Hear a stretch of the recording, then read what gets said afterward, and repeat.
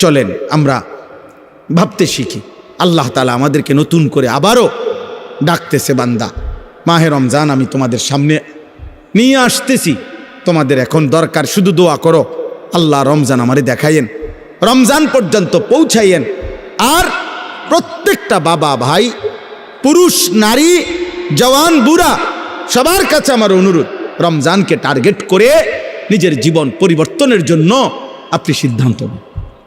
আল্লাহ কোরআনে ওয়াদা দিছে, বান্দা একটা মাস রমজান তুমি যত্ন নিয়া রমজান মাসটা কাটাইবা, সবগুলো গুনাহ ছেড়ে দিবা, আমি আল্লাহ তাআলার হুকুমগুলো পালন করবা। আমি আল্লাহ ওয়াদা দিলাম লাআল্লাকুম তাত্তাকুন, এক মাসে তোমাকে মুত্তাকি বানায় দেব, জান্নাতি বানায় দেব, বানায় দেব। আল্লাহ তাআলা বলছেন, আল্লাহ কোরআনে বলছেন, বান্দা তুমি মনে রেখো কোনোভাবে রমজান বলতে আমি কঠিন কিছু তোমার উপরে চাপাই নাই। ইউরিদুল্লাহু বিকুমুল ইউসরা ওয়ালা ইউরিদু বিকুমুল উসরা। কোরআনে আল্লাহ বলছেন, রমজানের কথা বলতে গিয়ে আল্লাহ বলছে, বান্দা মনে করো তোমার জন্য আমি কি কি দিছি রমজানে। স্বাভাবিক সারা বছরের নেক আমল তো আছেই, বাকি নতুন করে কি দিলাম, এক নম্বরে ধরে নেন, নতুন করে আল্লাহ তাআলা রমজানে আমাদেরকে কি দিলেন, এক মাসের রোজা, রোজা রাখতে হবে। 2, প্রতিদিন তারাবি পড়তে হবে। 3, ইফতার করতে হবে। 4, রাত্রিবেলা সাহারি খাইতে হবে। 5, শেষ দশকে এতেকাফ করতে হবে। 6, শেষ দশকের বেজর রাত্রিগুলোতে সবে কদর তালাশ করতে হবে। আর কি, আর পুরাটা মাস গুনাহ থেকে বাঁচতে হবে। আল্লাহ তাআলার নেক আমল, 5 ওয়াক্ত নামাজ, জিকির, তেলাওয়াত, দোয়া, কান্নাকাটি, এর মধ্যে লিপ্ত থাকতে হবে। এই তো কথা। আল্লাহ তাআলা বলেন, বান্দা বিশ্বাস করো, এই যে যা যা দিছি আমি, ইফতার, সাহারি, এতেকাফ, তারাবি, রোজা, নামাজ, আল্লাহ বলে বান্দা বিশ্বাস করো, আমি এই বিধানগুলো সাজাইতে গিয়া, দিতে গিয়ে আমি আল্লাহ নিজে তোমার সহজ যেন হয়, কষ্ট যেন না হয়, আমি আল্লাহ কসম নিজে খেয়াল করেছি। ইউরিদুল্লাহু বিকুমুল ইউসরা, আমি আল্লাহ চেয়েছি তোমার যেন সহজ হয়, ওয়ালা ইউরিদু বিকুমুল উসরা, আমি আল্লাহ তাআলা তোমার জন্য কঠিন হোক এটা চাই নাই। প্রথম যেভাবে বিধান শুরু করছি নবীজির জামানায়, প্রথম রোজার শুরু, রমজানের শুরু, ওইখান থেকেও আমি বান্দা সহজ করতে করতে করতে বর্তমানের অবস্থায় আনছি। শুধু কমাইছি, বাড়াইছি না, শুধু কমাই আনছি। সংক্ষেপে বলি, প্রথম রাসূলুল্লাহ সাল্লাল্লাহু আলাইহি সাল্লামের জামানায় রোজা এর বিধান ছিল কি? এর বিধান ছিল, মৌলিক নিয়ম ছিল যে নবীজির জামানায় প্রথম রমজানের রোজা রাখার নিয়ম ছিল সুবহে সাদিক থেকে, মানে সকালবেলা যেই ভোরের টাইম, সুবহে সাদিক থেকে রোজার টাইম শুরু হইতো। সন্ধ্যা হইলে, সূর্য ডুবলে, মানে আমরা যখন ইফতার করি তখন ইফতার খাওয়ার অনুমতি ছিল। কিন্তু তখন রোজা ছিল কেমন, মানে আমাদের নবীজির জামানায়, সাহাবাদের জামানায় রোজার বিধান ছিল এরকম যে সন্ধ্যা হইলে ইফতারির টাইমে যতক্ষণ পর্যন্ত সজাগ থাকবে, মানে আরেকবার ঘুম না যাবে, ততক্ষণ পর্যন্ত আপনার সে খাবার দাবার, স্ত্রীর সাথে মিলামিশা সব করতে পারবে। কিন্তু সন্ধ্যার পর থেকে নিয়ে যখনই ঘুমায় যাবে, ঘুম আইসা গেলে নতুন রোজা শুরু। মনে করেন এখন যদি সন্ধ্যা 6টা বাজে ইফতার করলাম, এখন সজাগ যতক্ষণ, খানার টাইম এতক্ষণ, বুঝেন নাই হিসাবটা? সজাগ যতক্ষণ এতক্ষণ, 8টা বাজে ঘুমায় গেছে, রোজা শুরু। বা মাগরিব পড়ে বলে কদ্দুর শরীরটা ভাল লাগতেছে না, সারাদিন ব্যস্ত ছিলাম, একটু শুইছে, রোজা শুরু। এটাই ছিল বিধান, এটাই নবীজির জামানায় ছিল। কিন্তু এইটুকুর কারণে সাহাবাদের কষ্ট হইতেছিল। কি কষ্ট? দেখা গেছে অনেকে সন্ধ্যাবেলা ইফতারের সময় হয়তো সামান্য মাত্র পানি পান করছে, বা 2টা খেজুর খাইছে, অথবা খায় নাই, এরই মধ্যে মাগরিবের নামাজ পড়ে ক্লান্তিতে ঘুম চলে আসছে, এই কারণে আর খাবার খাইতে পারে নাই। সারা রাত্র আবার নতুন রোজা শুরু হয়ে গেছে, পরের দিন আবার সন্ধ্যার সময় খাবার অনুমতি। তো ফলে একদিন একজন সাহাবী সন্ধ্যাবেলায় খাইতে পারে নাই, ফলে ঘুমায় গেছে।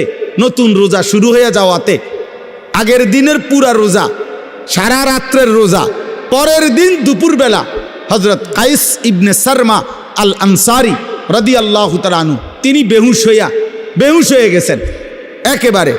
তো আল্লাহ তাআলা দেখছে আমার বান্দার তো কষ্ট হইতেছে, তো আল্লাহ তাআলা পুনরায় আবার বিধান নাজিল করে এই কোরআনের মধ্যে আল্লাহ আবার বলছে, ঠিক আছে বান্দা, আরো কমায় দিলাম, এখন সুবহে সাদিক থেকে সূর্য অস্ত পর্যন্ত, এই সন্ধ্যা পর্যন্ত, এই পর্যন্ত রোজা রাখো।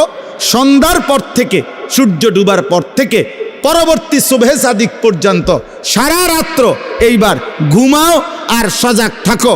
খাবার দাবার, স্বামী স্ত্রীর মিলামেশা, সব কিছুর অনুমতি পূর্ণ দেওয়া হইল। ঘুমাইলেও অনুমতি আছে, না ঘুমাইলেও অনুমতি আছে।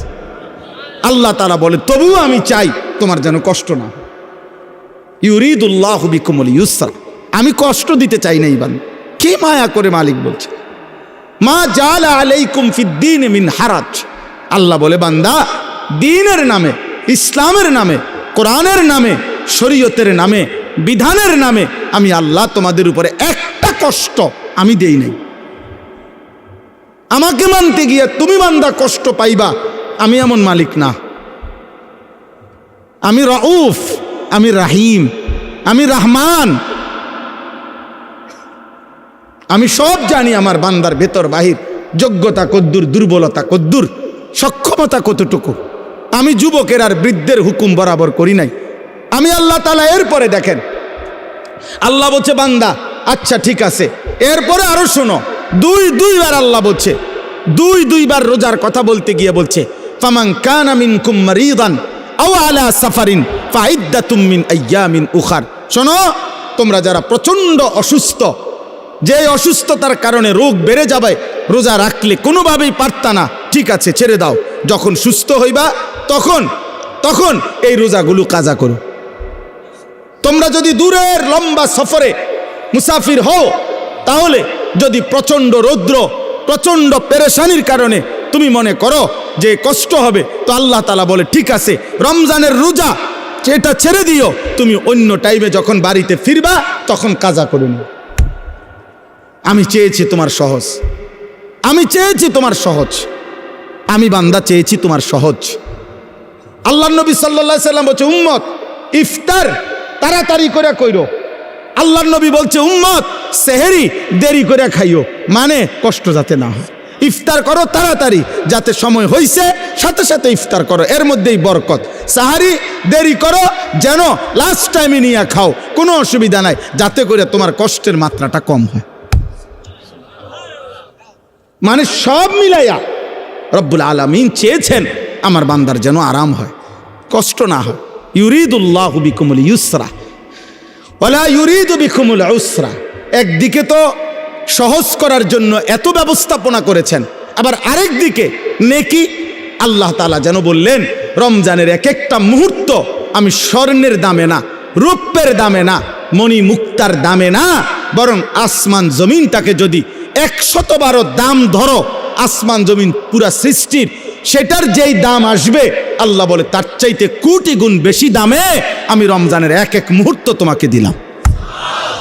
চাও, সেকেন্ড কোটি কোটি গুণ দামি বানাই দিলাম। 1/70, এটাও বলছি প্রাথমিক, এটা বলছি স্বাভাবিক হিসাব, 1/70, কিন্তু মূলত হইল আল্লাহ তাআলা এই 70 লেখবার আগেও ফেরেশতাদের আল্লাহকে জিজ্ঞেস করে, আল্লাহ আপনার বান্দার রমজানের এই নেকিটা 70 লিখতামনি। আল্লাহ বান্দার দিকে তাকাইয়া যখন দেখে গুনাহ থেকে মুক্ত, আল্লাহর জিকিরে তার জিহ্বা ভিজা, আল্লাহর মহব্বত তার কলিজার মধ্যে, সুন্নাত মোতাবেক তার জীবন, আল্লাহ তখন বলে, না 70 না, 700 লেখো, 700, 7,000 লেখো, 70,000 লেখো, 7 লক্ষ লেখো, 70 লক্ষ লেখো, 7 কোটি লেখো, 70 কোটি লেখো, 70,000 কোটি লেখো। এক সেজদা একবার সুবহানাল্লাহ বললে আল্লাহ বলে, লেখো 70,000 কোটি সুবহানাল্লাহ লেখো। কোন বেলায় আল্লাহ মহব্বতের জোশে, আল্লাহ তার মায়ায় আল্লাহ বলে, ফেরেশতা তুমি লিখো না, আসা আক্তুবু, আমি আল্লাহ নিজেই লিখবো। এই নেকি তুমি দিয়া পারতা না, আমি দেবো আমার বান্দার নেকি। বলেন বাপ, বলেন। আহাজ মুসলমানের সন্তান, যদি তোমরা বুঝতা যে তোমাদের মালিক তোমাদের প্রতি কি পরিমাণ খেয়াল করেছে, রাসূলুল্লাহ সাল্লাল্লাহু আলাইহি সাল্লাম আমাদের প্রতি কি পরিমাণ খেয়াল করছে। আর দুর্ভাগ্য হলো আমরা যারা আমাদেরকে 24 ঘন্টা ধ্বংস করে দেওয়ার জন্য লিপ্ত, সেই ইহুদি, সেই খ্রিস্টান, সেই নাস্তিক, সেই মুরতাদ, সেই বেঈমান, তোমরা যুবক তাকাইয়েই আছো তাদের দিকে। চুল তোমার বেঈমানের মতো, যে তোমারে গুলি করতে চায়। চেহারা সুরত তোমার বেঈমানের মতো, যে বেঈমান তোমাকে গলা টিপে মেরে ফেলতে চায়, মেরে ফেলতে চায়। বলেন, পৃথিবীর একটা বেঈমান, ইউরোপের একটা দেশ, কোন দেশ কিংবা দেশের কোন প্রেসিডেন্ট কিংবা কোন দেশের কোন মানবতাবাদী কোন ব্যক্তি আজ পর্যন্ত বলেছে কিনা যে মুসলমানকে আমি কলিজা দিয়া ভালোবাসি? হ্যাঁ, তাহলে যে আমারে ঘৃণা করে, যে আমারে ধ্বংস করতে চায়, যে আমারে 24 ঘন্টা আমার জাতি, আমার গোষ্ঠী, আমার সম্প্রদায়, আমার কওমকে যে ধ্বংস করে দিতে চায়, সে আমার প্রিয় হবে কেন? আল্লাহ আমাদেরকে বুঝ দান করেন। অতএব আজকে আমার এতটুকুই কথা শেষ। আমি প্রত্যেকের কাছে অনুরোধ করলাম, রমজান মোমেনের জন্য ভিন্ন কিছু, আখেরাত প্রত্যাশীর জন্য রমজান আলাদা কিছু, আলাদা কিছু। যার আখেরাত দরকার তার জন্য রমজান অনেক কিছু। যার শুধু দুনিয়া দরকার, ভাত মাছ চাল ডাল আর এই বিল্ডিং, ইট বালু সিমেন্ট আর ফুলকপি ফাতাকপি, আর জীবন যার এই খিরা টমাটো, এ কদ্দুর খাইয়া দাইয়া বনে বিড়িয়ে সিগারেটে সাদোয়ানে আর গফে আর টেলিভিশনে আর নর্তকিতে, এতটুকু নিয়ে যার জীবন, তোর জন্য রমজান কিছুই না, নাফরমান। কিন্তু ইমানদারের জন্য রমজান অনেক কিছু। যার আখেরাত দরকার তার অনেক কিছু, তার জন্য অনেক কিছু। এজন্য রাসূলুল্লাহ সাল্লাল্লাহু আলাইহি সাল্লাম 2 মাস রমজানের জন্য দোয়া করতেন। এজন্য কিতাবে আছে আউলিয়া কেরাম 1 বছরও ছিলেন, এক রমজান শেষ হইলে, ঈদের চাঁদ উঠলে, ঈদের দিন আবার পরবর্তী রমজানের জন্য দোয়া শুরু করতেন। 1 বছর টানা আরেকটা রমজানের জন্য দোয়া করতেন।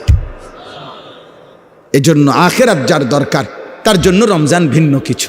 আল্লাহ তাআলা আমাদের প্রত্যেককে রমজানের কদর করে আজকের এই মুবারক মাহফিল থেকে রমজানের প্রস্তুতি নিয়ে নিজেদের জীবন সুন্দর করার তৌফিক দান করেন, কবুল করেন, আমিন। কোনো মানুষের সুস্থতার জন্য এটা জরুরি যে তার মধ্যে পার্থক্য শক্তি থাকে। একটা মানুষ কি সুস্থ স্বাভাবিক নাকি প্রতিবন্ধী, মানসিক ভারসাম্যহীন, এটা বোঝার একটা চিহ্ন হলো তার মধ্যে পার্থক্য শক্তি আছে কিনা। অর্থাৎ যে সত্য মিথ্যা, জায়েজ না জায়েজ, উচিত অনুচিত, ভালো মন্দ, কল্যাণ অকল্যাণ, হালাল হারাম, এটা যে পার্থক্য করতে পারে, এই সুস্থ মানুষ, স্বাভাবিক মানুষ। আর যার মধ্যে এই পার্থক্য শক্তি থাকে না, যে না আমার যখন যেখানে যা আমার মন চায় তা, এবারে হাসুক নলে লাফাক নলে ফালাক, এটা কি মানায় না মানায় না, অন্যরা কি মনে করবে কি ভাববে, কিছুর আমার দরকার নেই। এই মানুষ কিন্তু মনে রাখতে হবে, এই মানুষ প্রতিবন্ধী, মানসিক ভারসাম্যহীন, তার ব্রেনে সমস্যা। এই জন্য ছেলেরা, বাবা এটা মনে রাখো, তোমার পথে তুমি চলো, আমার পথে আমি চলি। কেউ কারোর জন্য আটকায় না, কারোর জন্যই দুনিয়া থেমে থাকে না, কারোর জন্যই না, কারোর জন্য কেউ থামে না। দুনিয়া প্রত্যেকেরকে নিয়ে আপন গতিতেই চলতেছে। ওয়াকুল্লুম ফি ফালাকিন ইয়াসবাহুন, সব কিছু একটা নির্দিষ্ট গন্তব্যের দিকেই চলতেছে।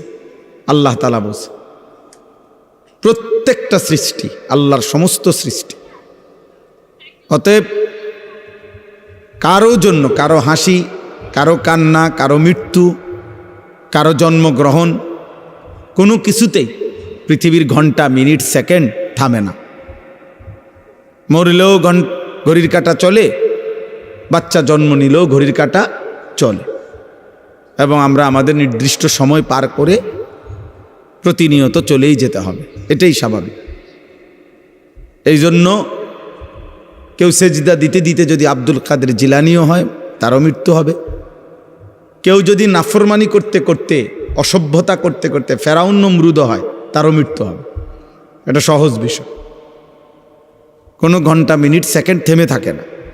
শনিবার রবিবার হয়, রবিবার সোমবার হয়, জানুয়ারি ফেব্রুয়ারি হয়, রাত দিন হয়, দিন রাত হয়, সকাল দুপুর হয়, দুপুর বিকাল হয়, এই ঘুরতেই আসে, চলতেই আসে, চলতেই আসে। এই জন্য সব ছেলে তোমাদেরকে বল, তোমার জন্য তুমি মনে রাখতে হবে এই পৃথিবীর কেউ তোমাকে না চিনলেও তোমার তো নিজেকে চিনা উচিত। সবার জন্য এটা উচিত, আমি আপনি সবার জন্য। আত্ম উপলব্ধি বড় নিয়ামত। আমি আমাকে চেনা, আমি আসলে মানুষ না জানোয়ার। যদি মানুষ হয় তাহলে পার্থক্য কি জানোয়ারের সাথে? 2 নম্বর হলো আমি কি মুসলমান না অমুসলমান। যদি আমি মুসলমান হই তাহলে অমুসলমানের সাথে আমার পার্থক্য কি? শুধু মুখে আমি বলছি আমি মুসলমান, এতটুকুই যথেষ্ট। কোরআনুল কারীমের মধ্যে আছে, আল্লাহ তাআলা বলছেন, ক্বালাতিল আ'রাবু আমান্না কুল লাম তু'মিনু ওয়ালাকিন কুলু আসলামনা ওয়ালাম্মা ইয়াদখুলিল ঈমানু ফি কুলুবিকুম। আল্লাহ তাআলা বলেন, মক্কার কিছু বেদুইন মানুষ নবীজির সামনে আইসা বলতো, মুহাম্মদ আমরা ঈমান এনেছি, আমরা মুমিন। আল্লাহ তাআলা বলেন, আপনি তাদেরকে বলে দেন যে না, তোমরা ঈমানদার নও। আমি আল্লাহ বললাম তোমরা ঈমানদার না, বরং তোমরা এতটুকু বলতে পারো যে আমরা বাহ্যিকভাবে ইসলামের আনুগত্য স্বীকার করছি, মানে পরিচয় দিচ্ছি। ওয়ালাম্মা ইয়াদখুলিল ঈমানু ফি কুলুবিকুম, এখনো তোমাদের অন্তরে ঈমান প্রবেশ করে নাই, আল্লাহ বলছে। তার মানে এটা নিয়ম, শেকড় যত গভীর হয় গাছের ডালপালা তত মোটা হয়, ছড়ায়ে পড়ে। যে গাছের শিকড় যত দুর্বল, ওই গাছের উচ্চতা এবং চারিদিকে ছড়িয়ে পড়া ডালপালা তত দুর্বল। তো শেকড় গভীর হইলে ডালপালাও বড় হয়, মজবুত হয়, ছড়িয়ে পড়ে। তো যার কলিজার ভিতরে ঈমান যেমন, তার বাহ্যিক চেহারা সুরত চলন বলন বাহ্যিকভাবেও তার ইসলাম ততটা ছড়িয়ে পড়ে। এটা দেখলেই বোঝা যায়, চুল দেখলেই বোঝা যায় তার কলিজায় ঈমান আছে না নাই। সেজদা দেখলেই বোঝা যায়, নামাজের সময় দেখলেই বোঝা যায় যে তার মধ্যে ঈমান আছে না নাই। হালাল হারামের সামনে আসলেই বোঝা যায় তার মধ্যে ঈমান আছে না নাই। নারী সামনে আসলেই বোঝা যায় তার মধ্যে ঈমান আছে না নাই। পাক নাফাকের প্রশ্ন আসলেই বোঝা যায় ঈমান আছে না নাই। এটা প্রতি মুহূর্তেই পরীক্ষা চলতেছে, আর প্রতি মুহূর্তেই প্রমাণ হইতেছে। আল্লাহ তাআলা কোরআনুল কারীমের মধ্যে বলছেন, ওয়ালাকাদ ফাতান্নাল্লাযীনা মিন ক্বাবলিহিম ফালা ইয়া'লামান্নাল্লাহুল্লাযীনা সাদাকু ওয়ালা ইয়া'লামান্নাল কাযিবিন। আমি আল্লাহ প্রত্যেক যুগে যারাই নিজেদেরকে মুমিন পরিচয় দিয়েছে, আমি তাদেরকে পরীক্ষা নিয়েছিলাম, আর পরীক্ষা নিয়েই আমি জেনেছি ঈমানের দাবিতে কে সত্যবাদী আর কে মিথ্যাবাদী। দাবিদার তো অনেক, কিন্তু কে আসল মজনু আর কে নকল মজনু এটা পরীক্ষার মাধ্যমেই প্রমাণিত হয়েছে।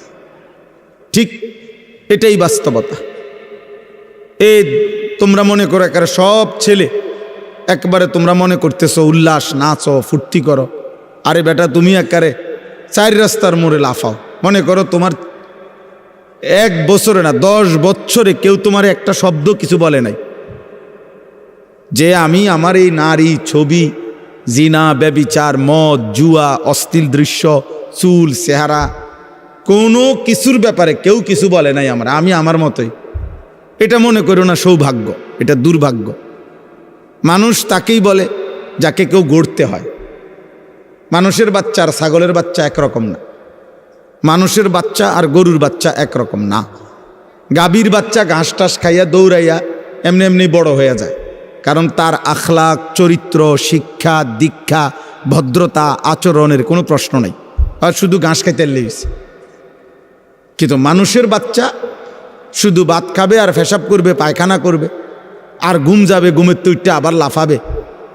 এইটা কোনো মানুষের বাচ্চা বলে না। এটা মানুষের বাচ্চা হলেও তার শিক্ষা আছে, দীক্ষা আছে, আদব আছে, আখলাক আছে, চাল চলন শেখানোর বিষয় আছে, সব কিছু ভিন্নতা। ওয়ালাকাদ কাররামনা বানি আদম, আল্লাহ তাআলা বলেন আমি আদম সন্তানকে আমার সমস্ত সৃষ্টির উপরে সম্মানিত করেছি। ওদের সকল সৃষ্টির চাইতে ভিন্ন। মানুষকে গরু ছাগলের মতো না, বরং মানুষ ভিন্নতা আছে। তাকে আল্লাহ তাআলা সব কিছু শিখাইছেন। এই জন্য নবী সাল্লাল্লাহু আলাইহি ওয়াসাল্লাম পেশাব পায়খানা, অজু, গোসল, আহার, নিদ্রা, হাঁটা চলা, খাদ্য খাবার 24 ঘন্টার যা কিছু জীবনের একটা নিঃশ্বাস কেমনে ফেলবে আল্লাহ নবী সাল্লাল্লাহু আলাইহি ওয়াসাল্লাম তাও উম্মতকে শিখাইছে। কারণ মানুষ শিখতে হয় কারো হাতে, মানুষ গড়তে হয়, নিজেকে সাজাইতে হয়, কারো তত্ত্বাবধানে নিজেকে গড়ে তুলতে হয়। এই জন্য আমি সব সময় বলি, অনেক ছেলে পেলে আছে, অনেক রসিকতা করে দুষ্টামি করে অনেক মজা পায়। মনে করেন কোনো একজন বয়স্ক লোক, কোনো একজন আলেম, বা কোনো একজন দাড়ি টুপিওয়ালা মানুষ, অথবা কোনো একজন মা বোন পর্দানশী, তারে একটা বিদ্রুপ করতে পারলে হে খুশি, যে দেখছ কইছি, হ্যাঁ হে মনে করছে আমি একটা বিরাট কাজ করছি, চালাকি করছি, একটা বুদ্ধিমানের কাজ করছি। বেটা আহাম্মক, বরঞ্চ খবর নিলে বুঝবা যে তোমার উপরে আল্লাহর লানত, এই কারণে তুমি আল্লাহর থেকে বিমুখ, তোমার উপরে অভিশাপ মূলত। হ্যাঁ, এই জন্য তোমার হালাত এমন, এই জন্য তোমার হালাত। তোমার 365 দিনে এক বছরে এমন একজন কেউ জোটে নাই যে তোমারে একবার মনে করাই দিবে যে কিরে আব্বা ফজরের নামাজ পড়তি না। এই কথাটুকু বলবে, তোমার এটা দুর্ভাগ্য, এমন একজন মানুষ জোটে নাই তোমার কপালে।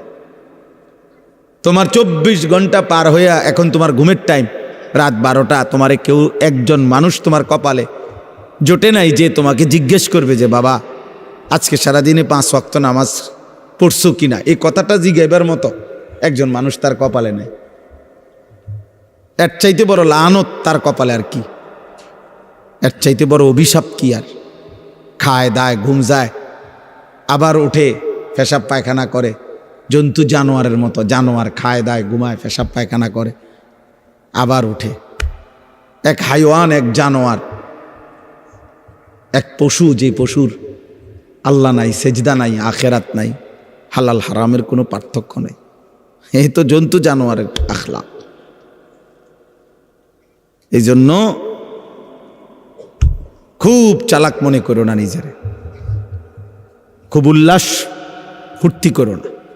বললাম অনেক ছেলে, আমি প্রায় এটা ভাবি, অনেক ছেলে আছে মনে করে খুব বুদ্ধিমান। আরে বুদ্ধিমান না বেটা, তোর বদনসিব বেটা, তোর বদনসিব বেটা,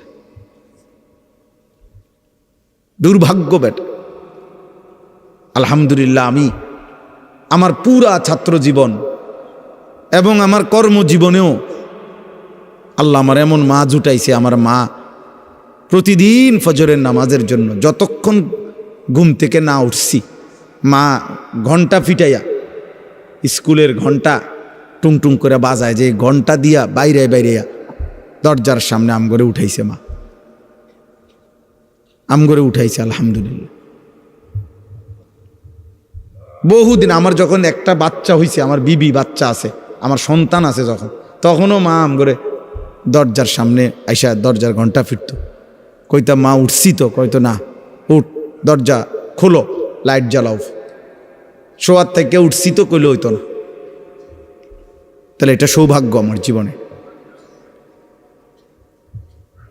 আমার জীবনে সৌভাগ্য যে আমি ছাত্র জীবনে আমার বড় ভাই আমার দিকে বারবার খেয়াল রাখছে।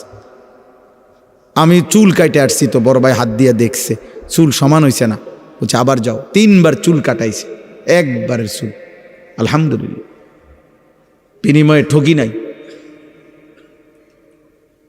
এই জন্য সবাই মিলে এটা ভাবা দরকার। ছেলেরা, কারো জন্য কেউ আটকায় না। আমি আবারও বললাম, তুমি নষ্ট হইতে হইতে ফচ্চা যদি গন্ধ ছোঁড়ে, নারী দেখতে দেখতে, উলঙ্গ ছবি দেখতে দেখতে, অশ্লীল দৃশ্য দেখতে দেখতে, বেহায়াপনা, অসভ্যতা, মদ, জুয়া, বন্ধুদের অসৎ আড্ডা, নোংরা কথাবার্তা কইতে কইতে ফচ্চাও যদি যাও, গন্ধও যদি ছোঁটে, তোমার এটাই না ধরার মতো টাইম মানুষের হাতে নাই। মানুষ খুব ব্যস্ত, প্রচণ্ড ব্যস্ত মানুষ, সবাই ব্যস্ত।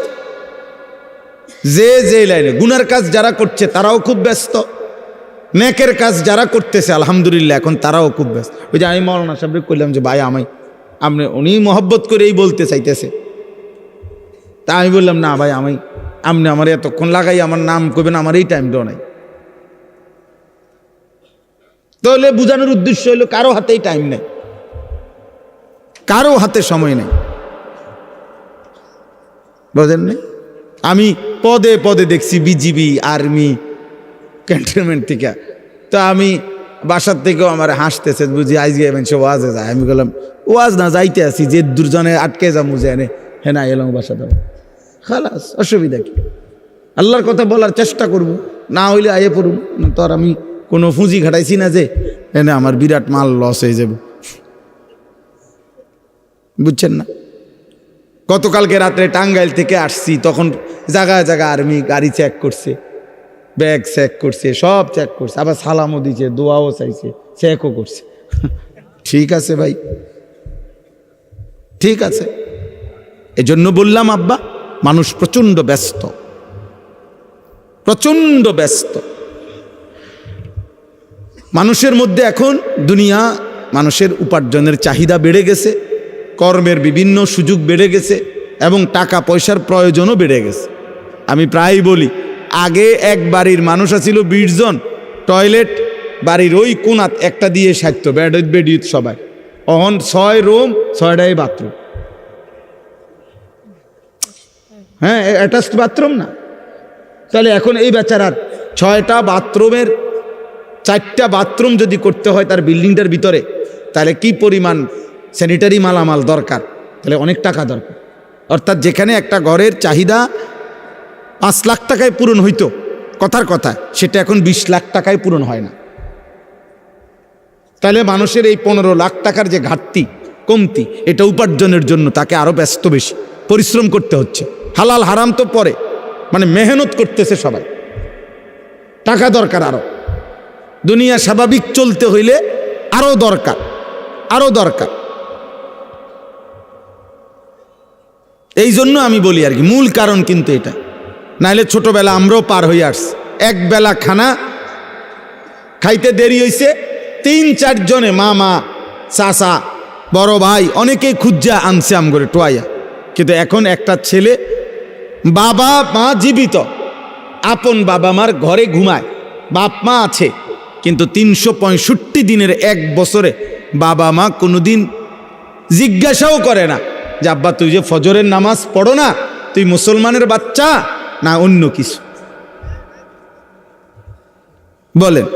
অথচ তার বাপ মা জীবিত। এখানে মনে করেন এই যে ছেলেগুলো, এদের সবার কি বাবা মা মারা গেছে মনে করো? তো তাইলে এদের চেহারা দেখো, তুমি দেখো, মৌলানা ইয়াহিয়া দেখো, হালাত দেখো। এখানে যদি 500 ছেলে হয়, 450-র উপরে আছে সব বেনামাজি। এই চেহারা দেখলেই বোঝা যায়। ঠিক বলার দরকার নেই, ফাজলামি করো না, ঠিক বলার দরকার কি?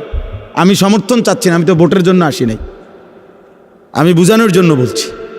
চেহারা দেখো, তোমরা একটা ছেলে দেখো, একজন ছেলে দেখো, মুসলমানের সন্তানের চেহারা এমন হওয়ার কথা। আব্বা, আল্লাহ কোথায়? নামাজ কোথায়? সেজদা কোথায়? কেউ জিতলেই কি হবে, কেউ হারলেই কি হবে? হ্যাঁ, যেই জিতুক তার হাতেই তো আমাদের ভাগ্যের পরিবর্তন হয়ে যাবে, ঠিক না? কথা বলে না? হ্যাঁ, আমাদের ভাগ্যের পরিবর্তন হবে না, আমাদের অবস্থার পরিবর্তন হবে। তো আমাদের অবস্থার পরিবর্তন কার হাতে? তো আল্লাহর হাতে। ইউকাল্লিবুল্লাহুল লাইলা ওয়ান নাহার, রাত্র এবং দিন পরিবর্তন করেন আল্লাহ। আল্লাহ ওয়া মিন কুল্লি শাইইন খালাকনা যাওজাইনি লাআল্লাকুম তাযাক্কারুন ওয়াস সামাআ বানাইনাহা বিআইদিন ওয়া ইন্না লামুসিউন। আল্লাহ বলেন আসমান আমি বিছিয়েছি, জমিন আমি বিছাইছি, সব কিছু জোড়ায় জোড়ায় আমি করেছি। জমিন থেকে ফসল আমি উৎপন্ন করছি, আসমান থেকে বৃষ্টি আমি নামাচ্ছি, প্রতিদিন ভোর আমি আনি, প্রতিদিন সন্ধ্যা আমি আনি, প্রতিটা রাত আমি ভোর বানাই, প্রতিটা দিন আমি আল্লাহ রাত্রি বানাই। পায়ের নিচের জমিন আমি বিছাইছি, মাথার উপরে এই আসমান আমি স্থাপন করেছি, সব আমি করেছি বান্দা, এবং আমিই করছি, আমি করব, আমি করব। সাখখারা লাকুম মা ফিস সামাওয়াতি ওয়াল আরদ, আসমান ও জমিনের সব আমি আল্লাহ তোমাদের অধীনস্থ করেছি, আমি করেছি। ওয়া যাল্লালনাহা লাহুম, আল্লাহ তাআলা বলেন চতুষ্পদ জন্তুগুলোকে আমি তোমাদের অধীনস্থ করেছি, আমি করেছি। ওয়াল খাইলা ওয়াল বিগালা ওয়াল হামিরা লিতারকাবুহা ওয়া জিনা, ঘোড়া গাধা খচ্চর এগুলোকে যানবাহন হিসাবে আমি আল্লাহ তাআলা তোমাদেরকে চড়তে দিয়েছি। ঘোড়ার পিঠে চড়তে পারো, বাঘের পিঠে চড়তে পারো না কেন? আল্লাহ বলেন এটা আমার কুদরত, আমার ফয়সালা, আমার ফয়সালা। আমাদের প্রত্যেকের উচিত, আমার কাছে একটা কিতাব আছে ছোট্ট, ওই কিতাবের মধ্যে লিখছেন আরবের একজন বিখ্যাত লেখক, তিনি বলছেন যে হে আল্লাহর বান্দা, দুইটা জিনিস এক মুহূর্তের জন্য ভুলো না, এক হলো আল্লাহ, দুই হলো আল আখিরা। এই কথা দুটা কোনোদিনও ভুলো না, এক হলো আমার একজন আল্লাহ আছে, দুই আমাকে আখিরাতে যেতে হবে। তিনি বলছেন ইসনান লা তানসাহুমা আবাদান, দুইটা জিনিস তিনি নসিহত করেছেন যে হে আল্লাহর বান্দা, এক মুহূর্তের জন্য ভুলো না। এক নম্বর হলো আল্লাহ জাল্লা জালালুহু, আল্লাহ, আমার আল্লাহ আছে। আমি হাসি কিংবা কাঁদি, আমি যাই করি, আমি অহংকার করি আর আনুগত্য করি, বড়াই করি আর গর্ব করি, সেজদা দেই আর নাফরমানি করি, আমার আল্লাহ আছে, আমার আল্লাহ আছে। আর আল আখিরা, আমাকে আখিরাতে যেতে হবে, আখিরাতে যেতে হবে। এজন্য কোরআনুল কারীমে উনি একটা সুন্দর উদাহরণ দিছে। ওই একজন ব্যক্তি একটি কওমের, সূরা ইয়াসিনের একটা উদাহরণ দিছে ঘটনার। একজন ব্যক্তি একজন কাঠুরিয়া, হাবিবে নাজ্জার। তো তিনি একটি জাতির সকলেই ছিল বেঈমান, কিন্তু এই একটা মানুষ শুধু ইমানদার ছিল। তিনজন নবীর দাওয়াতে, রাসূলের দাওয়াতে ওই লোকটি ঈমান এনেছিল। মহল্লার সবচেয়ে দুর্বল একটা ঘরে থাকতো। তো যখন মহল্লার কাফের বেঈমানরা আল্লাহর রাসূলকে, পূর্ববর্তী জামানার আমাদের নবীর আগের, ঘেরাও দিয়া ধরছে, তখন ওনাদেরকে উদ্ধার করার জন্য ওই একজন ইমানদার ওনাদের সাহায্যার্থে আসছে। তখন কওমের লোকেরা বলছে আমরা সবাই একদিকে, তুমি কেন ভিন্ন দিকে একজন? এই তখন তিনি একটা কথা শুধু বলছে, দুইটা উত্তর দিছে কওমের সামনে, দুইটা যুক্তি দেখাইছে। এক হলো ওয়ামা লিয়া লা আ'বুদুল্লাযী ফাতারানি, আমি কেন সেই মালিকের গোলামি করব না যিনি আমাকে সৃষ্টি করেছেন। আরে বেটা, এটা তো সাধারণ কমন সেন্স। যিনি আমাকে সৃষ্টি করেছেন তিনি বললেন, হে জাতি তোমরা কি বলছো? তোমাদের দেখা দেখি আমি আল্লাহর নাফরমানি করব কেন? তিনি আমাকে সৃষ্টি করেছেন, আমি তার ইবাদত করব না কেন? আর কি ওয়া ইলাইহি তুরজাউন। দ্বিতীয় হলো আমি তো এটাও জানি আমাকে তো তার কাছেই ফিরতে হবে আখিরাতে। তাহলে আমি আল্লাহকে ভুলবো কেমনে? তিনি না আমাকে সৃষ্টি করেছেন। আমি আখিরাতকে ভুলবো কেমনে? আমাকে না সেখানে যেতে হবে। কি চমৎকার উদাহরণ দেখছুনি। ওই ছোট্ট একটা বই আছে না, ইলাস শাবাব গাড়িত, এই বইটা আছে কোথায়? হ্যাঁ, এই জন্য দোস্ত, যে যাই করছো করো বাবা, অসুবিধা নাই, কোনো সমস্যা নাই। 8টা 9টাই বাজবে, 9টা 10টা বাইজা যাবে, একদিন তুমি আমি সব এই পৃথিবীর অনেক হাসি কান্না, অনেক প্ল্যান প্রোগ্রাম পরিকল্পনা, অনেক স্বপ্ন, অনেক ইচ্ছা আকাঙ্ক্ষা, এগুলাকে দুনিয়াতে রেখেই তুমি আমি আস্তে আস্তে ধীরে ধীরে সময়ের ব্যবধানে কবরে চলে যাব। কবরে চলে যাব। আমার মৃত্যু কিংবা আপনার মৃত্যু, কারো মৃত্যুতেই, নেককার মৃত্যু কিংবা নাফরমান মৃত্যু, কারো মৃত্যুতেই সূর্য চন্দ্রের গতি থামে না। রাসূলুল্লাহ সাল্লাল্লাহু আলাইহি সাল্লাম বলছেন, হাদিসের মধ্যে আছে, নবীজির একজন সন্তান হযরত ইব্রাহিম রাদিয়াল্লাহু তাআলা আনহু, নবীজির সন্তান ইন্তেকাল করছিলেন। তো সেদিন চন্দ্রগ্রহণ লাগছে, চন্দ্রগ্রহণ হয়েছিল। তো সাহাবারা কেউ কেউ মন্তব্য বা কেউ কেউ বলছে নিশ্চয় নবীজির সন্তানের বিরহে চন্দ্রগ্রহণ লাগছে। তখন আল্লাহ নবী সাল্লাল্লাহু আলাইহি ওয়াসাল্লাম তৎক্ষণাৎ সাহাবায়ে কেরামকে মসজিদের মধ্যে জমা করে, দেখেন অনেক ছেলে এখনো মোবাইল ধরে রাখছে, দেখেন, আহা, যাও বাবা বাইরে হয়ে যাও, বাইরে হয়ে যাও, আব্বা ঘুরে দাঁড়াইছো কেন, বাইরে হয়ে যাও, একবারে বের হয়ে গেলেই হলো, অসুবিধা কি? এখানে ভোটের কোনো বিষয় নাই। জি, অতএব বলতেছে রাসূলুল্লাহ সাল্লাল্লাহু আলাইহি ওয়াসাল্লাম তখন সাহাবায়ে কেরামকে মসজিদে নববীতে ডাকছে।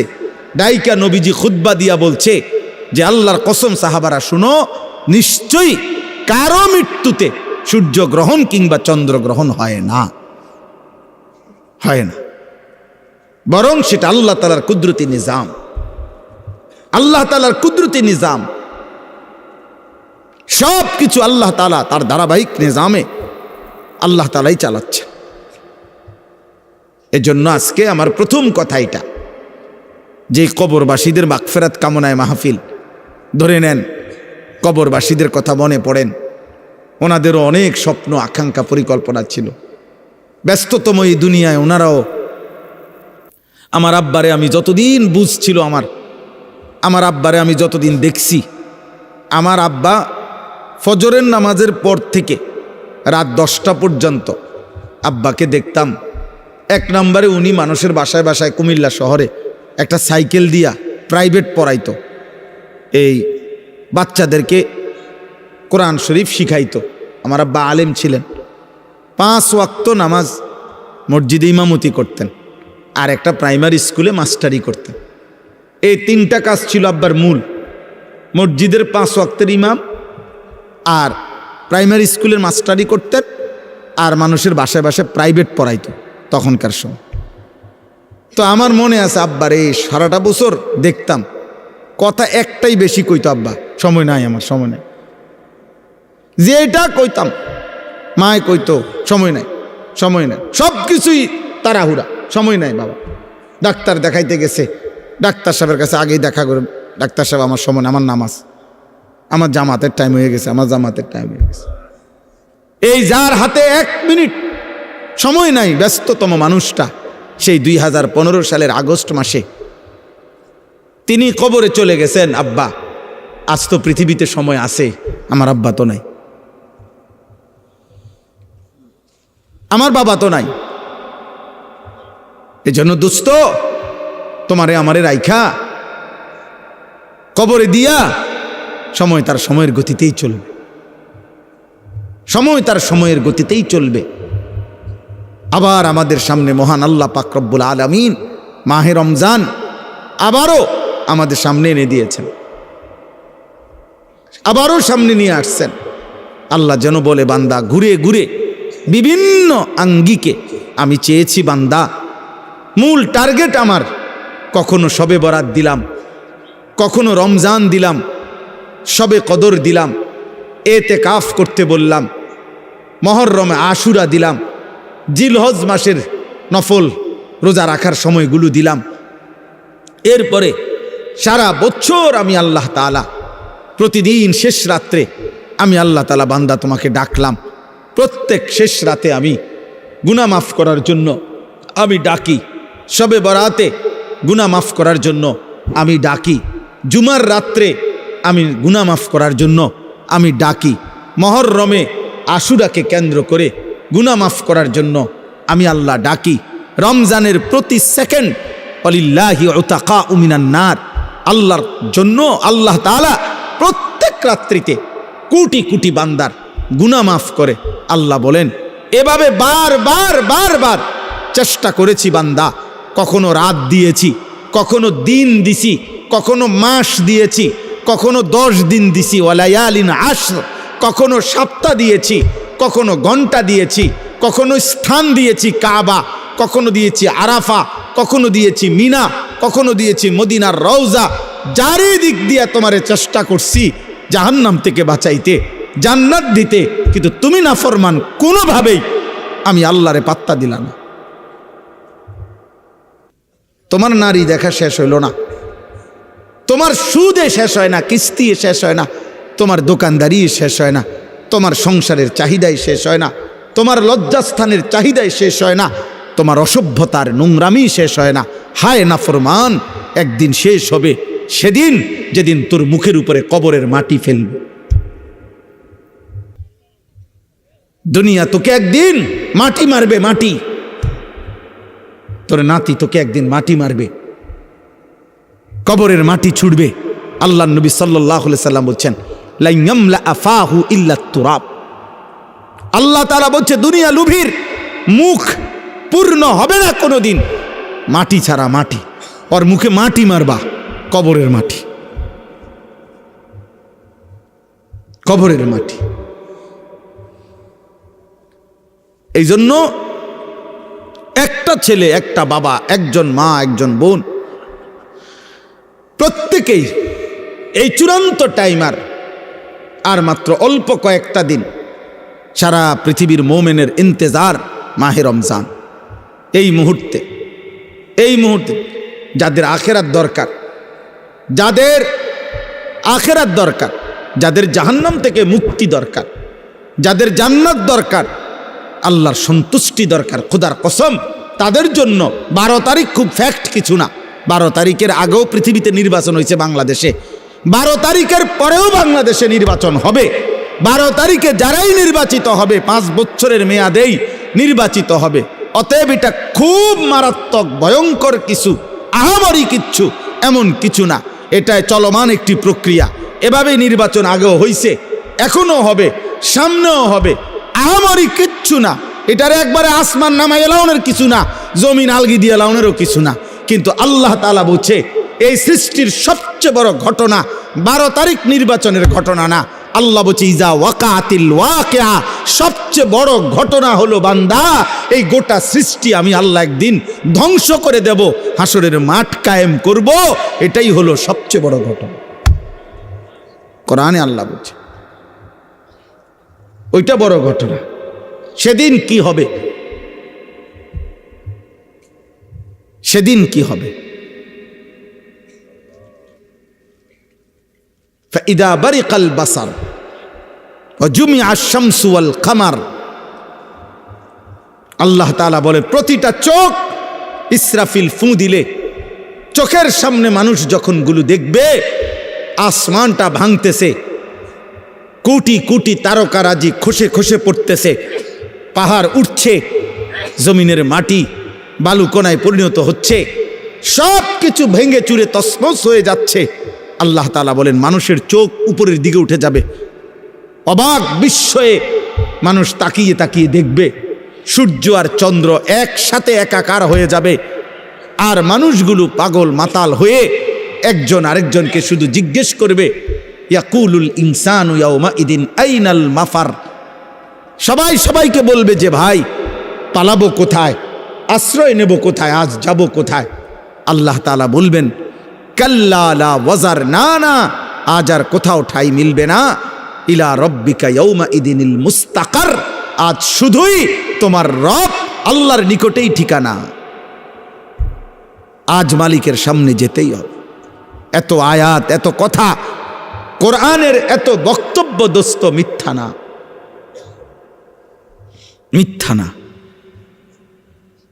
অতএব আমার কথা একটাই, আমি গতকালকেও যেমন আজকেও তেমন, 11 তারিখও এমন, 12 তারিখও এখন, আমার বুঝ এক বুঝ, ছোট বুঝ।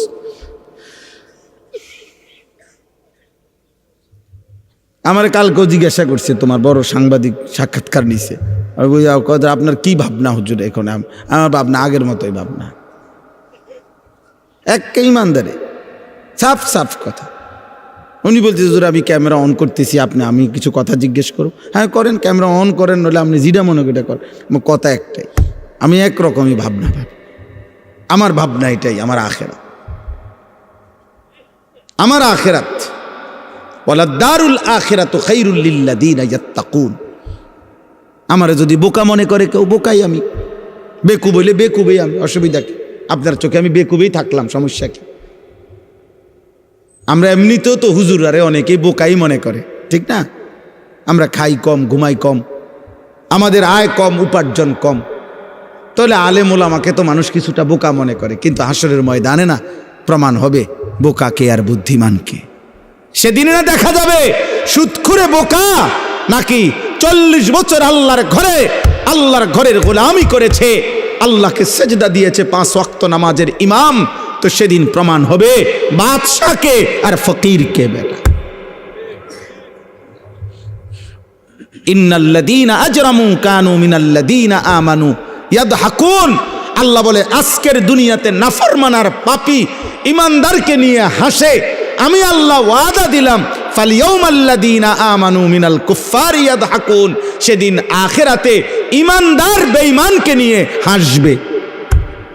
এটা কোরআন শরীফের সাফ আয়াত। আজ আজরামু মুজরিম, আজ পাপী হাসে, সেদিন কে হাসবে? ইমানদার হাসবে, ইমানদার হাসবে। আল্লাহ তাআলা বলেন তোমরা বিবেক থাকলে, বুদ্ধিমান হইলে হিসাব মিলাও বেটা। আরে ছেলেরা নাফরমান ছেলে, তোরা যারা নামাজ পড়ো না, একটা সেজদা তোদের যাদের কপালে নাই, নাফরমান তোর পিছনে এরকম আল্লাহর নাফরমানি করেছে যারা, তাদের পরিণতি কি হয়েছিল খবর নিস বেটা। ফেরাউন এই পৃথিবী ভোগ করে গেছে কিন্তু আল্লাহর নাফরমান ছিল। নমরুদ এই পৃথিবী ভোগ করে গেছে কিন্তু আল্লাহর নাফরমান ছিল। তাদের পরিণতি কি হয়েছে? ফাংজুরু কাইফা কানা আকিবাতুল মুকাদ্দিবিন। আল্লাহ বলছে দেখো মিথ্যাবাদীদের পরিণতি কি হয়েছে। ফাংজুরু কাইফা কানা আকিবাতুল মুফসিদিন। জমিনে যারা ফিতনা, ফাসাদ, বিশৃঙ্খলা, হত্যা, খুন, সন্ত্রাস, চুরি, চাঁদাবাজি, রাহাজানি, চিন্তায়, জিনা, ব্যভিচার, মদ, জুয়া, সুদ, কিস্তি, নারী বেপর্দা, বেহায়াপনা, অসভ্যতা, নোংরামি করে যারা জমিনটাকে তছনছ করেছে, আল্লাহ বলেন ওই বেঈমানদের পরিণতি কি হয়েছে খবর নাও, তোমরা খবর লাগাও। দেখো ফেরাউনের পরিণতি কি, নমরুদের পরিণতি কি, নূহ আলাইহিস সালামের অবাধ্য জাতির পরিণতি কি হয়েছে, কেন পানিতে ডুবাইছে খবর নাও। লূত আলাইহিস সালামের জাতিকে জীবন্ত মাটি উল্টায়া দাফন করে দিছে কেন? কারুনকে জীবন্ত মাটির নিচে দাফন করে দিল কেন? ফেরাউনকে জীবন্ত পানিতে ডুবাইয়া মারলো কেন? নমরুদকে জীবন্ত মশা দিয়া কামড়াইয়া শেষ করে দিল কেন? আনুগত্যের কারণে না অবাধ্যতার কারণে? বলো না ভাই। তাহলে তুমি কি করছো? সালাক মিয়া তুমি কি করতে আসো? হ্যাঁ তুমি কি করছো? ও বলতেছিল মাওলানা ইয়াহিয়া, আমি অল্প একটু শুনতেছিলাম, আপনি আপনার স্ত্রীর দিকে এতটুকু নজর রাখলেন না। হ্যাঁ আপনার বিবি আরেক বেড়ার লগে কথা কয়, আপনিও আরেক মহিলার লগে কথা বলেন, আপনিও টেলিভিশনে নর্তকী দেখেন, আপনার বিবিও টেলিভিশনে অন্য পুরুষ দেখে, বিবির কলিজার ভিতরেও অন্য পুরুষের কল্পনা, আপনার কলিজার ভিতরেও অন্য মহিলার কল্পনা। সুখ আসবে কোত্থেকে? হ্যাঁ কত দুঃখের কাহিনী শুনবেন এই সমাজের বাস্তবতায়। প্রতিনিয়ত আমি তো দেখি, আহা কত ভদ্রলোক বিশ্বাস করেন, স্যুট পরা, বুট পরা, দামি গাড়ি বাড়িওয়ালা, বেচারার একাকির কান্না, মনে যেন নিজেও কাঁদি, কলিজা ছিঁড়ে কাঁদে একাকি যখন বলে হুজুর কি পরিমাণ পেরেশানি, কি পরিমাণ পেরেশানি। আহা আহ দোস্ত আমার, বন্ধু আমার, আল্লাহকে বাদ দিয়ে ইসলামকে বাদ দিয়ে, রসুল সাল্লাল্লাহু আলাইহি সাল্লামকে বাদ দিয়ে, আল্লাহর কোরআন এবং সুন্নাহকে বাদ দিয়ে পৃথিবীর অন্য কোনো আইটেমে, অন্য কোনো পদ্ধতিতে সুখ আসে না, হৃদয়ের সুখ আসে না। ওইগুলা তো বিল্ডিং দালান তো সুখের উপকরণ, দেখতে মনে হয় এগুলা চাকচিক্য, কিন্তু সুখ যেটা, আনন্দ, তৃপ্তি, স্বস্তি, এটা তো ইটের মধ্যে না, এটা তো কলিজার মধ্যে, এটা তো দিলের মধ্যে। বাবা, তোমরা এতগুলো ছেলে, আমি তোমাদেরকে বললাম বাপ, তোমাদের অধিকাংশ ছেলের চেহারা দেখে বোঝা যায়। তোমরা দাঁড়াইয়া দেখো, তোমরাই তোমাদের চুল দেখো, দেখো তোমাদের এই চুল মুসলমানের সাথে, কোনো আলেমদের সাথে, কোনো দিনদার মানুষের সাথে, তোমাদের দাদা চাচা নানা বয়স্ক মুরব্বী নামাজি মানুষের সাথে ন্যূনতম কোনো মিল আছে কিনা? আব্বা, তোমরা যদি বিবেক থাকে, যদি মায়ের দুধ খাইয়া থাকো, তো দেখো, তোমরাই দেখো। তোমরা যারা এক ওয়াক্ত নামাজ পড়ো না, এমন জিন্দেগি, তো তোমরা একটা বিবেক, এক বিন্দু যদি শেষ তোর কলজার ভিতরে যদি একটু বিবেক থাকে, তাহলে জিজ্ঞাসা করে দেখো যে পৃথিবীতে কোনো মানুষ বেনামাজিকে ভদ্র মনে করে কিনা, বেনামাজিকে মানুষ মায়া দয়া শ্রদ্ধা ভালোবাসা দেয় কিনা। নিজেকে নিজে এইভাবে, আমি অনেক, আমার কষ্ট লাগে রে ভাই, অনেক কষ্ট লাগে যে আসলে এক একটা ছেলে পেলে তোমরা নিজেরে নিজে এইভাবে অপমানিত করছো কেন? তুমি বোঝো না যে মানুষ চোরেরে কি মনে করে? তুমি বোঝো না মানুষ জুয়ারিরে কি মনে করে? তুমি বোঝো না মানুষ বেডিতের লগে আকাম কুকাম করলে তারে কি কয়? তুমি বোঝো না মানুষ উলঙ্গ ছবি দেখলে, কেউ যদি নর্তকী দেখে, জিনা ব্যভিচারের দৃশ্য দেখে, ধরা খাইলে তারে মানুষে কি কয়? তুমি বোঝো না? তুমি বোঝো না? তুমি বোঝো না মানুষ দুর্নীতিবাজরে কি কয়? তুমি জানো না মানুষ সুদখোরেরে কি কয়? তুমি বোঝো না মানুষে কিস্তিখোরেরে কি কয়? তুমি বোঝো না বেপর্দা নারীরে মানুষে কি কয়? এটা দেখো না তুমি? এ তো স্বাভাবিক কমন সেন্সের ব্যাপার, একেবারে ন্যূনতম ভদ্রতার ব্যাপার। এতটুকু আকল তমিজ তো থাকবে, এতটুকু আত্ম উপলব্ধি তো থাকা চাই। আল্লাহ আমাদেরকে বুঝ দান করেন, আল্লাহ তোমাদের কলিজার মধ্যে বিবেক দান করেন। আমার ভাই রাসূলুল্লাহ সাল্লাল্লাহু আলাইহি ওয়াসাল্লাম বলেছেন, লা ইয়ামবাগি লিল মুমিনি আন ইয়াযুল্লা নাফসাহু। নবীজি বলেন, কোন মুমিন, কোন মুসলমানের জন্য উচিত নয় নিজেকে নিজে অপমানিত করা। আমি কেন আমাকে অপমানিত করবে? মানুষ আমার চুল চেহারা দেখে কেন বলবে, কিরে তোরে তো দেখতেই বোঝা যায় ফুট্টা খোরের মতো, তোরে তো দেখলেই মনে হয় বাবা খোরের মতো, হ্যাঁ তোকে তো দেখলেই মনে হয় এক ওয়াক্ত নামাজের সেজদা দেস না, এটা তো চেহারা দেখলেই মনে হয়। আমি দাঁড় করাই, তোমরা আমার অনুমতি দাও, বেনামাজি ছেলে আমি দাঁড় করাই দেই এখানে। আমি তো ইনশাআল্লাহ চেহারা দেখে দেখে বলতে পারো, একজন একজন করে দাঁড় করাইতে পারো যে বেনামাজি অসভ্য বেয়াদব কোনটা কোনটা, এটা আমি দাঁড় করাই। আমি তো ইনশাআল্লাহ দাঁড় করাইতে পারো। 100 জন দাঁড় করাইলে আশা করি 98 জন ঠিক হবে। তাইলে তুমি নিজেকে এই অপমানিত করলা কেন? আল্লাহ কি তোমাকে হায়া দেয় নাই, লজ্জা দেয় নাই, বিবেক দেয় নাই? চলেন আমরা ভাবতে শিখি। আল্লাহ তাআলা আমাদেরকে নতুন করে আবারও ডাকতেছে, বান্দা মাহে রমজান আমি তোমাদের সামনে নিয়ে আসতেছি, তোমাদের এখন দরকার শুধু দোয়া করো, আল্লাহ রমজান আমারে দেখাইয়েন, রমজান পর্যন্ত পৌঁছাইয়েন। আর প্রত্যেকটা বাবা ভাই, পুরুষ নারী, জওয়ান বুড়া, সবার কাছে আমার অনুরোধ, রমজানকে টার্গেট করে নিজের জীবন পরিবর্তনের জন্য আপনি সিদ্ধান্ত নিন। আল্লাহ কোরআনে ওয়াদা দিছে, বান্দা একটা মাস রমজান তুমি যত্ন নিয়া রমজান মাসটা কাটাইবা, সবগুলো গুনাহ ছেড়ে দিবা, আমি আল্লাহ তাআলার হুকুমগুলো পালন করবা। আমি আল্লাহ ওয়াদা দিলাম, লাআল্লাকুম তাত্তাকুন, এক মাসে তোমাকে মুত্তাকি বানায় দেব, জান্নাতি বানায় দেব, বানায় দেব। আল্লাহ তাআলা বলছেন।